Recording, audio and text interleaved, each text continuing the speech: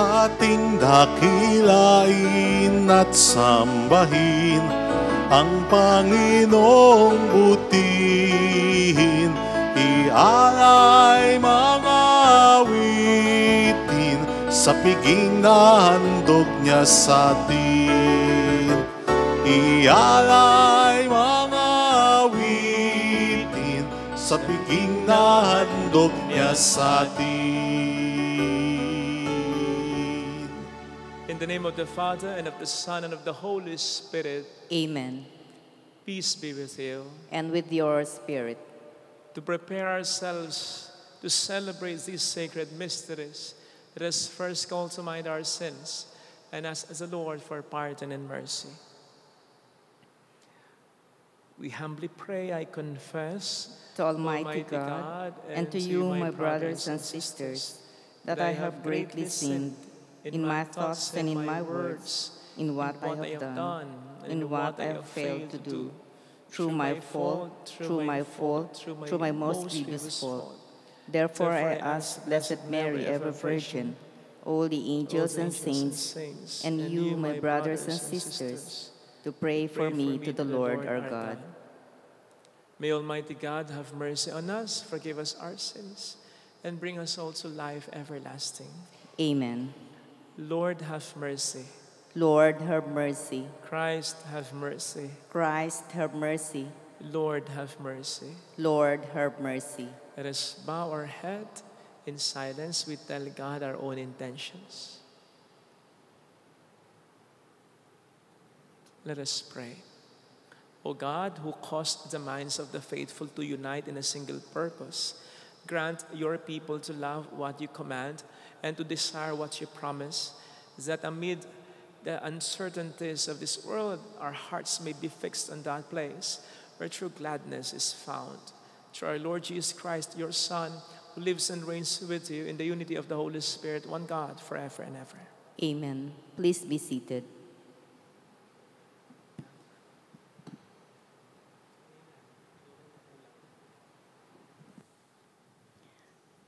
A reading from the first letter of St. Paul to the Thessalonians.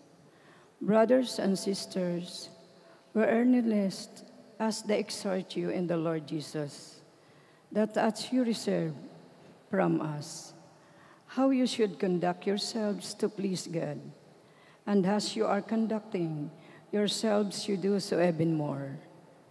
For you know what instruction we give you to the Lord Jesus. This is the will of God, your holiness, that you refrain from immorality, that each you know how to acquire a wife for himself, in holiness and honor, not in lustful passion, as do the Gentiles who do not know God, not to take advantage of our exploit, a brother or sisters in this matter. For the Lord is an avenger in all these things, as we told you before, and solemnly affirm. For God did not call us to impurity, but to holiness. Therefore, whoever disregards not a human being, but God, who also gave this Holy Spirit to you. The word of the Lord. Thanks be to God. Rejoice in the Lord, you just. Rejoice in the Lord, you just. The Lord is King. Let the earth rejoice. Let the many elves be glad. Justice and judgment, the foundation of his throne. Rejoice in the Lord, you just. The mountain melts like wax before the Lord. Before the Lord is all this earth. The heavens proclaim his justice, and all the people see his glory. Rejoice in the Lord, you just. The Lord loves those who hate evil. He guards the life of his faithful ones. From hands of the weak, he delivers them. Rejoice in the Lord, you just. Light dawns for the just, and gladness for the upright of heart. Be glad in the Lord. You just give thanks to his holy name. Rejoice in the Lord, you just. Please all stand.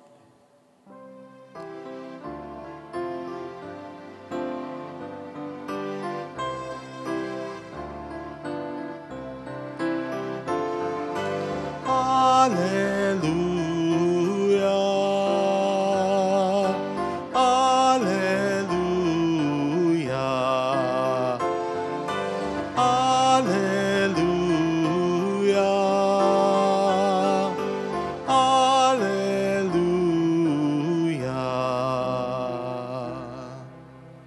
Lord be with you. And with your spirit. A reading from the Holy Gospel according to Matthew. Glory to you, O Lord. Jesus told his disciples this parable. The kingdom of heaven will be like 10 virgins who took their lamps and went out to meet the bridegroom. 5 of them were foolish and 5 were wise. The foolish ones, when taking their lamps, brought no oil with them, but the wise brought flasks of oil with their lamps. Since the bridegroom was long delayed, they all became drowsy and fell asleep. At midnight, there was a cry, "Behold, the bridegroom, come out and meet him." Then all those virgins got up and trimmed their lamps. The foolish ones said to the wise, "Give us some of your oil, for our lamps are going out." But the wise ones replied, "No, for there may not be enough for us and for you. Go instead to the merchants and buy some for yourselves." While they went off to buy it, the bridegroom came, and those who were ready went into the wedding feast with him. And the door was locked. Afterwards, the other virgins came and said, "Lord, Lord, open the door for us." But he said in reply, "Amen, I say to you, I do not know you. Therefore, stay awake, for you know neither the day nor the hour." Sisters and brothers, the gospel of the Lord. Praise to you, Lord Jesus Christ. Magandang karugtong ng mga pagbasa kahapon, particularly the gospel reading, ang mga pagbasa ngayon, particularly today's gospel reading, sapagkat parehong paghahanda ang lundo ng mga ebanghelyo. Paghahanda para humarap sa ating Panginoong Hesukristo. At katulad ng nasabi natin kahapon sa ating pagninilay, yun din ang ipinapakita na dapat nating gawing paghahanda sa ebanghelyong narinig natin ngayon. Paghahanda not in the way we want, but in the way God wants. In His terms, in His own standards. At sinasabihan tayo ni St. Paul ngayon in his letter to the Thessalonians kung paano maganda sa pagharap sa Panginoon in His own term and standards. Sabi niya dito, and I quote, "This is the will of God." Ito ang gusto ng Diyos na maging paghahanda natin. Paraphrasing it. "Your holiness, that you refrain from immorality." Ang gusto ng Diyos ay maging banal tayo at umiwas sa kahalayan. Pagnilayan po natin ang dalawang yan. Una muna dun sa holiness o kabanalan, tapos dumakot, i-connect na natin sa pangalawa sapagkat magkakonekta ang dalawang yan. Holiness. Madalas iniisip natin ang pagiging banal ay yung magsimba, magdasal, magkawanggawa, tumulong sa mga nangangailangan, lalo na sa mga dukha, etc. Tama po yan. Pero ang lahat ng ito, sa una pa lamang ay dapat maging produkto ng isang buhay na banal na. Sapagkat kung hindi manggagaling ang mga mabubuting bagay na gawain ito sa buhay na hindi pa banal, magiging kaplastikan lamang ang lahat ng ito, magiging kulang ang lahat ng ito para sa ating Panginoong Hesukristo. In fact, kung tayo'y banal na, madali na lang gawin ang mga bagay na sinabi ko. Magsimba, magdasal, magsakripisyo, magkawanggawa, tumulong sa kahit sinong tao. At yung pagiging banal ay yung makatulad natin si Kristo. And so, while of course I would not recommend na itigil muna natin ang mga ginagawa nating mabuti habang hindi pa tayo tunay na mabuti, sapagkat ang lahat naman ng mga gawain ngayon na nakapagpapabuti, ang sinasabi ko ay habang gumagawa tayo ng mga mabubuti, asikasuhin natin ang ating sarili sapagkat ang mga sinabi nating gawaing pagpapakabuting yan ay palabas o panglabas lamang. Ayusin natin ang ating kalooban. Upang sabi nga sa aklat ni St. James 1 verse 3, that we may be complete, lacking in nothing sa relasyon natin sa Panginoon natin. So much so na matatanggal ang mga pangit na pag-uugali o palsong katangian natin na nag-uugat sa puso natin upang mas ma-conform tayo sa Panginoon natin, upang maging tunay ang kabanalan natin. At sinasabi ngayon ni St. Paul kung paano natin yan madaling gawin. Sabi ay, ang gusto ng Diyos ay maging banal tayo at umiwas sa kahalayan. Ito, magkarugtong. God's will is our holiness. And that we refrain from immorality. Sapagkat ang kahalayan ng pagiging makamundo ay hadlang sa pagiging banal ng isang tao. In fact, habang tayo'y nagiging mahalay, nalalayo sa Diyos ang ating buhay. Tayo'y nagiging hindi kamukha kundi ibang-iba. Hindi na tayo nagiging kawangis ng Diyos. Kaya nga ang magandang sukatan, kung tayo'y talagang banal na o mabuti na, ano ang attitude natin sa kalaswaan, sa kahalayan? Do we entertain bad thoughts, green jokes, kahit mga biruan lang yan? Do we say no sa mga bagay na hindi dapat nakikita, hindi dapat binabasa, hindi dapat pinapakita, kahit pa for entertainment purposes lang yan? Kamakailan ay nag-viral yung dance moves ni Marian Rivera. Napanood niyo po ba yun? Ako natutuwa dito eh. Kasi mapapansin po ninyo yung suot niya, maluwang na shirt, maluwang na pants, malaking shirt, malaking pants, nakakap pa. Kaya konting skin lang niya makikita mo. Pero ilang views? 175 million views. Parang ganun eh. Tindi.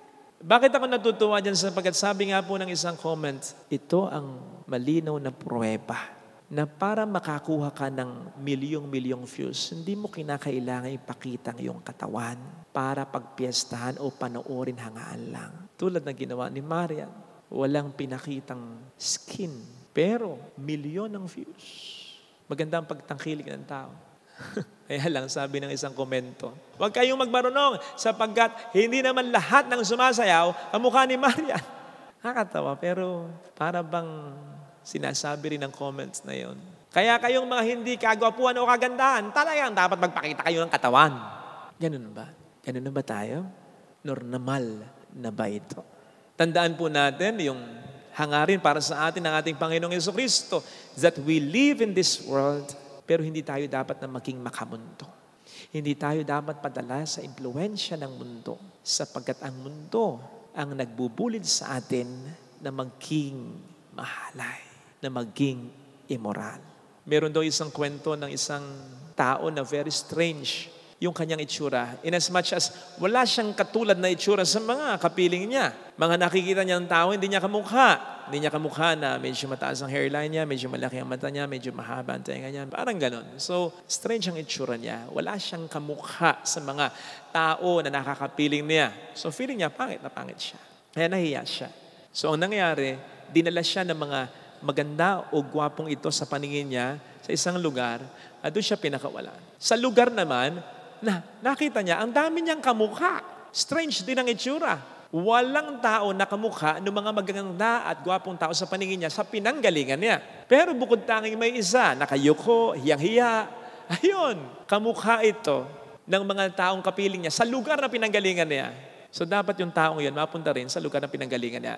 Ang punto ng kwento ay talagang kapag wala kang kamukha, ikaw ay mahihiya. Pero sana, hindi tayo maging ganito. Wala man tayong makamukhang makamundo sa mundong ito, ay huwag tayong maya, huwag tayong matakot because there's nothing wrong with us. Something is very wrong with them and not with us. Kung tayo ay hindi kamukha ng mga makamundo, lalo pat kung tayo naman ay mas nakakamukha ni Kristo. Remember what the Bible says, God's ways are not like our ways, our thoughts are not like God's thoughts. Kaya, huwag maya.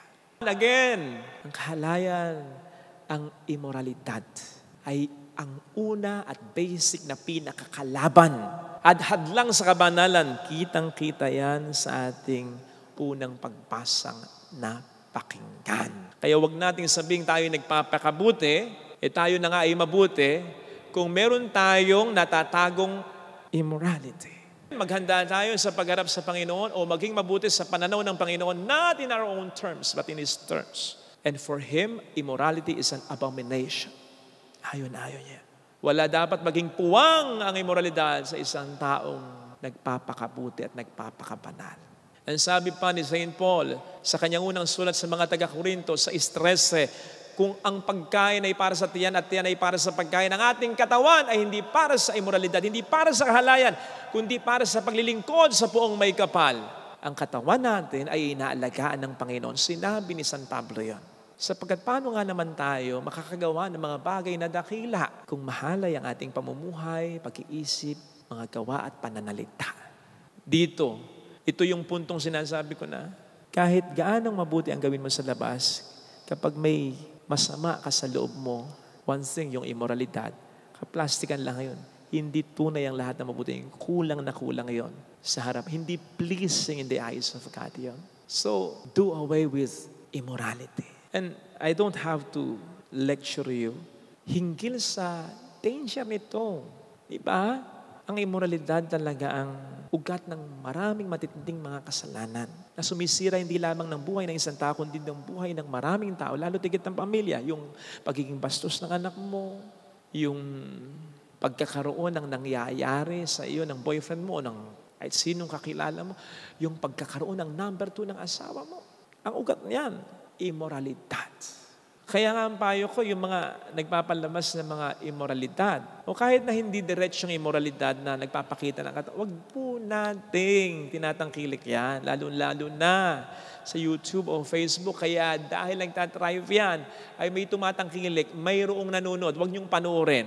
Hindi gagawa ng mga basurang content yung mga taong yan. Ay sige ka, akala mo isolated yung gagawin mong pagtangkilik sa mga videos niya, ay kaya magta-drive yan. So, wala ka na sa mundong ito, nandyan pa yung mga videos na yan. Kasi nga, kumikita, tinatangkilik ng karamihan. So, mapapanood yan ng mga anak mo, ng mga taong mahalaga sa'yo, and you just cannot predict and you just don't know kung ano po pwedeng maging epekto ito sa mga taong ito. Hindi lang yung may mga kaugnayan sa kamunduhan, ha? Kasi halimbawa din yung pagiging sakim, yung pagiging maramot, yung pagiging hindi mapagbigay, yung pagiging mayabang, kakugnay ng halayan, ng pagiging makamundo. Sapagkat ang attitude ng isang mahalay o pagiging makamundo ay yung para sa pansariling kapakinabangan o kapakanan. O di ba, kaya ka nanonood at nagbabasa ng porn for self-gratification.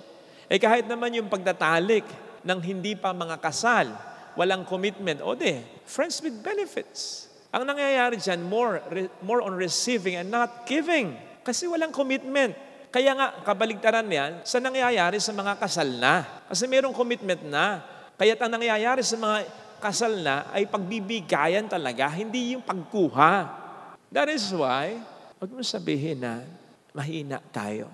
Kaya nagiging biktima tayo ng kahalayan ng mga ito. Di. Sabi nga ng Panginoon kay San Pablo, my grace is enough for you. Nandun ang grasya ng Diyos. Kaya wag nating maging excuse. Ito ay lame excuse ng mga taong ayaw nang umaon sa pagiging makamundo, mahalay na tao.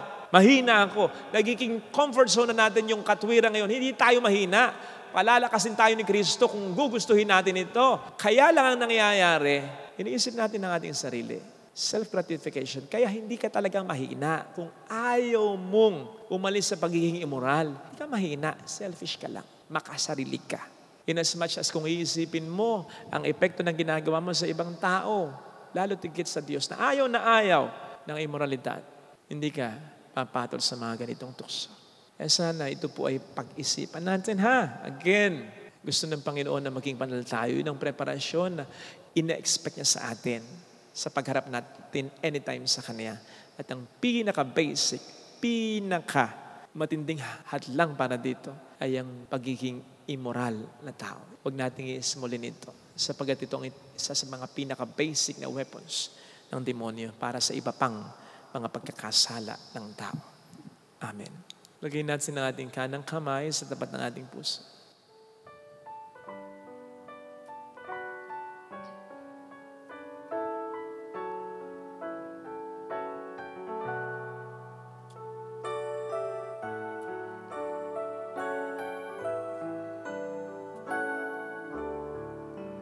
Alam kong may magagawa ang Diyos. Alam kong may magagawa Makapangyarihan siya. ang Diyos. Alam kong may magagawa ang Diyos.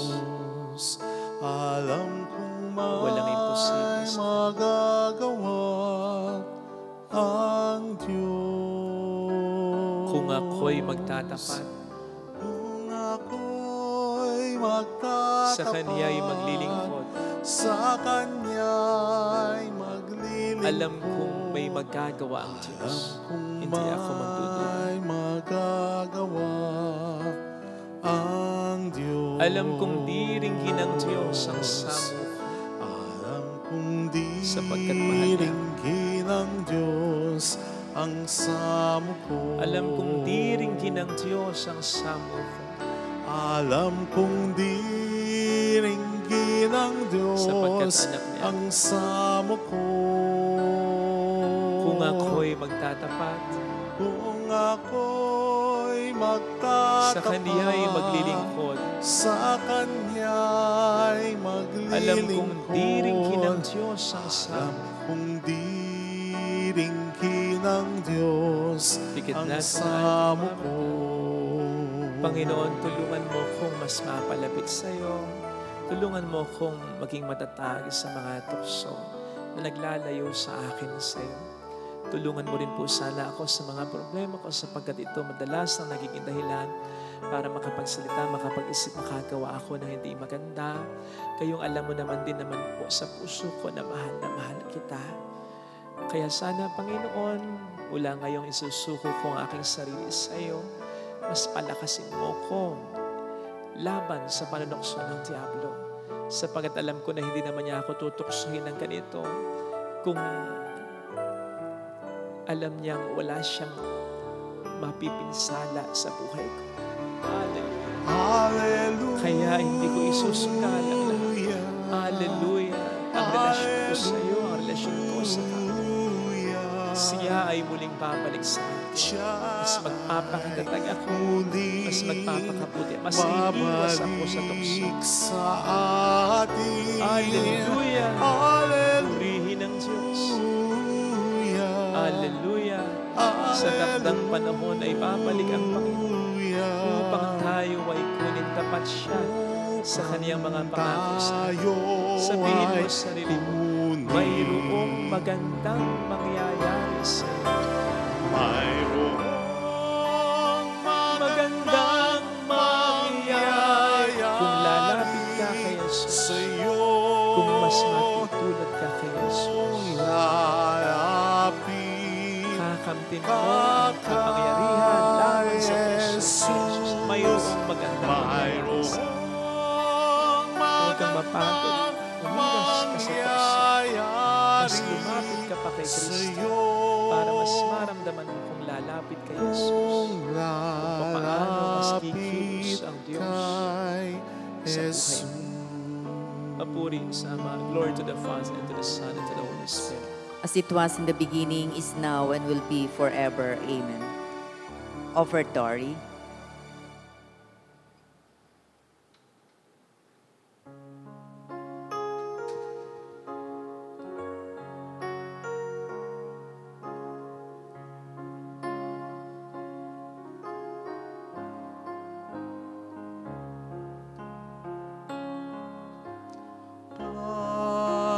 Panginoon, Panginoon, naririto akong inyong abang lingkod. Panginoon, Panginoon, yamang ako'y iniligtas, kinalingat tinubos. Ako ngayon'y maghandog ng haing pasasalamat. Ang handog kong panalangin sa iyo ko'y lalaga. Pray, my sisters and my brothers, that our sacrifice may become acceptable to God, the loving Father. May the Lord accept the sacrifice at your hands for the praise and glory of his name, for our good and the good of all his holy church. O Lord, who gained for yourself a people by adoption through the one sacrifice offered once for all, bestow graciously on us, we pray, the gifts of unity and peace in your church through Christ our Lord. Amen. The Lord be with you. And with your spirit, Lift up your hearts. we lift them up to the Lord. Let us give thanks to the Lord our God. It is right and just, It is truly right and just, our duty and our salvation, always and everywhere to give you thanks, Father most holy, through your beloved Son, Jesus Christ, your word through whom you made all things, whom you sent as our Savior and Redeemer, incarnate by the Holy Spirit and born of the Virgin, fulfilling your will and gaining for you a holy people. He stretched out his hands as he endured his passion, so as to break the bonds of death and manifest the resurrection. And so, with all the angels and all the saints, we proclaim your glory as with one voice we acclaim. Holy, holy, holy Lord God of hosts, heaven and earth are full of your glory. Hosanna in the highest. Blessed is he who comes in the name of the Lord. Hosanna in the highest. You are indeed holy, O Lord, the fount of all holiness. Make holy, therefore, these gifts, we pray. By sending down your Spirit upon them, let the dew fall, so that they may become for us the body and blood of our Lord Jesus Christ. At the time he was betrayed and entered willingly into his passion, he took bread, giving thanks, broke it, gave it to his disciples, saying, "Take this, all of you, and eat of it, for this is my body which will be given up for you."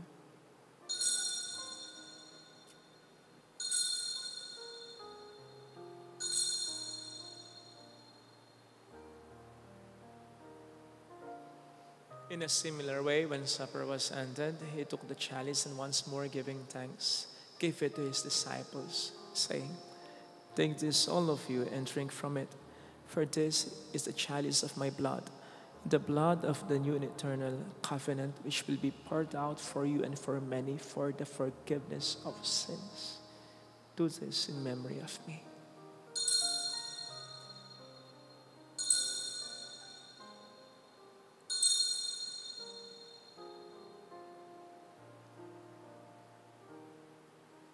Let us proclaim the mystery of our faith. Christ has died, Christ is risen, Christ will come again. Therefore, as we celebrate the memorial of his death and resurrection, we offer you, Lord, the bread of life and the chalice of salvation, giving thanks that you have held us worthy to be in your presence and minister to you. Humbly we pray that partaking of the body and blood of Christ, we may be gathered into one by the Holy Spirit. Remember, Lord, your church spread throughout the world and bring her to the fullness of charity, together with Francis our Pope, Dennis our Bishop, and all the clergy. Remember also our brothers and sisters who have fallen asleep in the hope of the resurrection, especially those for whom we will now pray. Let us, in silence, pray for our departed loved ones. Welcome them into the light of your face. Have mercy on us all, we pray, that with the Blessed Virgin Mary, Our Lady of Lazaret, Mother of God, Saint Joseph, her most chaste spouse, with all the blessed apostles and saints who have pleased you throughout the ages, we may merit to become co-heirs to eternal life and may praise and glorify you through your Son, Jesus Christ.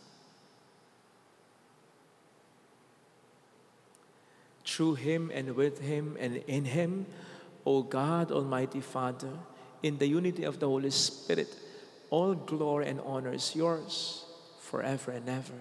Amen. She has taught us to call God our Father, and so we have the courage to say,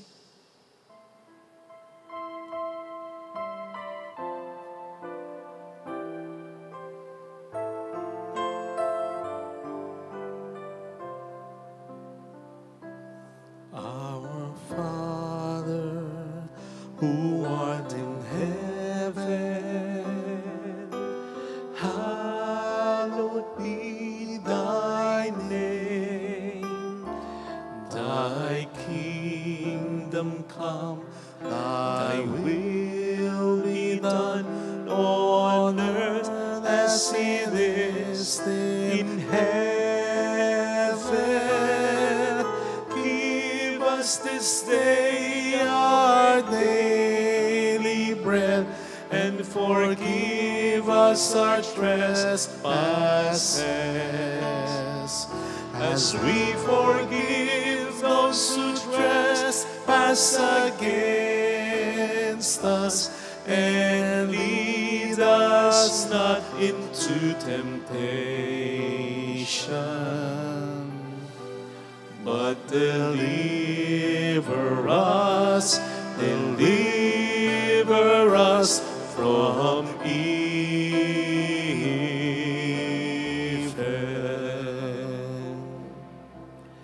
Deliver us, O Lord, we pray, from every evil. Graciously grant peace in our days, that by the help of your mercy we may be always free from sin and safe from all distress, as we await the blessed hope and the coming of our Savior Jesus Christ. For the kingdom, the power, and the glory are yours, now and forever. Lord Jesus Christ, who said to your apostles, "Peace I leave you, my peace I give you," look not on our sins, but on the faith of your church, and graciously grant her peace and unity in accordance with your will, who live and reign forever and ever. Amen. The peace of Jesus be with you always. And with your Let us spirit. offer one another the sign of God's peace. Kapayapaan po. Lamb of God, you take away the sins of the world, have mercy on us. Lamb of God, you take away the sins of the world, have mercy on us. Lamb of God, you take away the sins of the world, grant us peace. Behold Jesus, the Lamb of God who takes away the sins of the world. Blessed are those called to the supper of the Lamb. Lord, I am not worthy that you should enter under my roof, but only say the word, and my soul shall be healed.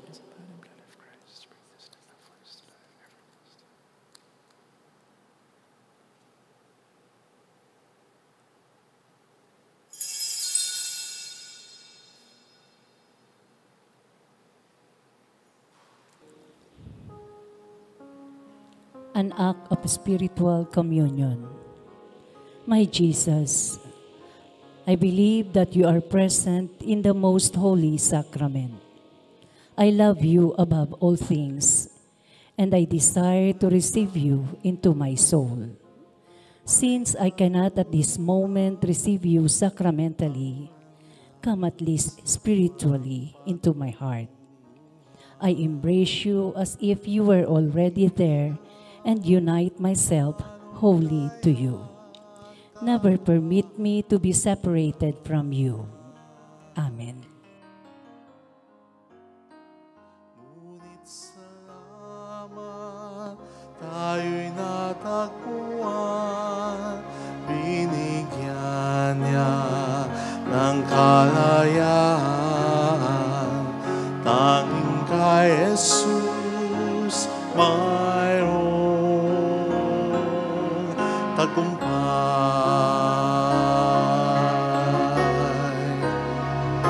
Siyang ating patnubay, siyang ating gabay, siya sa atin nagbigay buhay.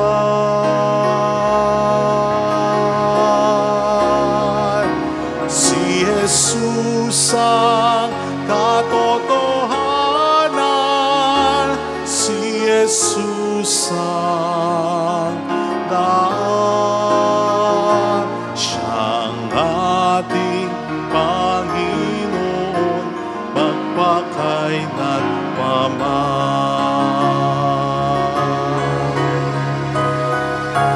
Siyang ating patnubay,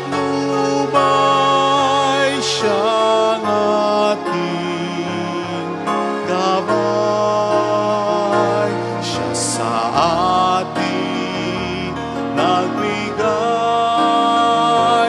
buhay.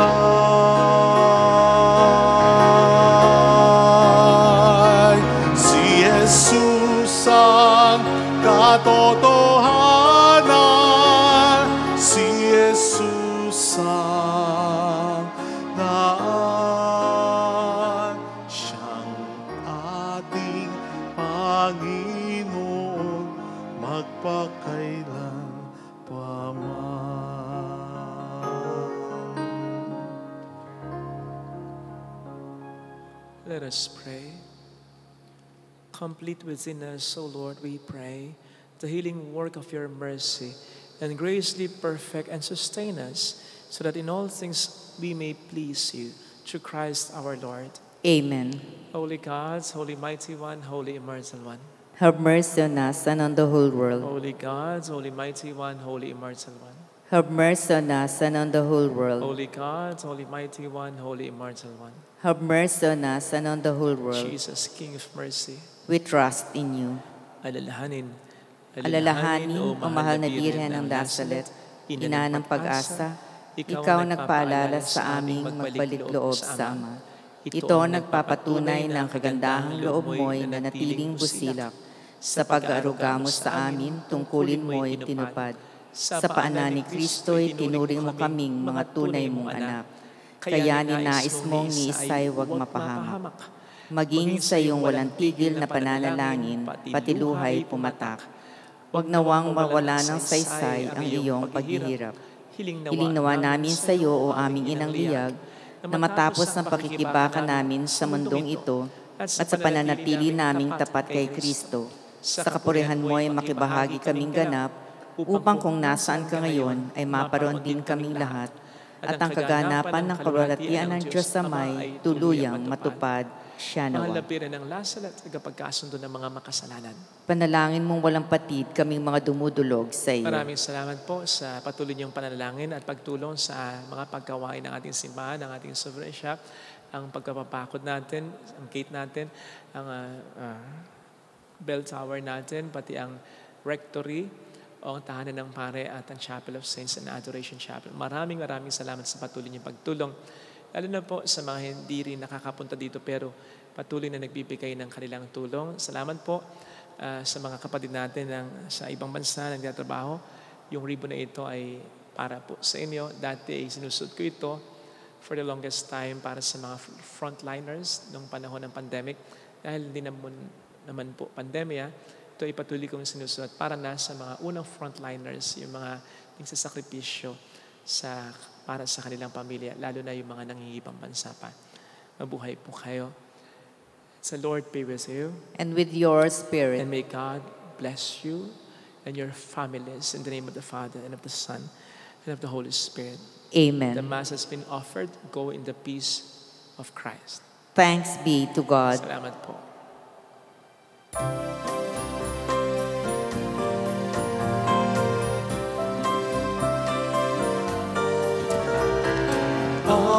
Aming iniaalay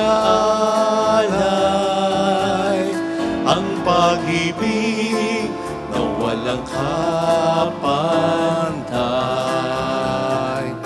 O kay sarap mabuhay kung may nagmamahal, pagmamahal na tunay at laging dalisay. Ang Birhen kong umibig ay walang sintamis, pagsintang sa nalinis sa iyo hanggang langit. O Birhen, Birheng mahal, sa awit at sa dasal, aming iniaalay ang pag-ibig na walang kapantay.